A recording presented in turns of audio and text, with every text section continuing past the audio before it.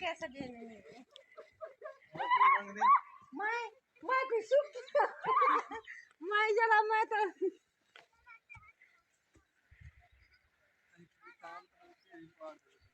क्या बना रहे? कुछ भी नहीं, ऐसे ही लगे ऐसे ये खुश्क है। मैं तो चक्की बना रहा हूँ। चक्की भी बन जाती है? हाँ। एक मिनट को एक मिनट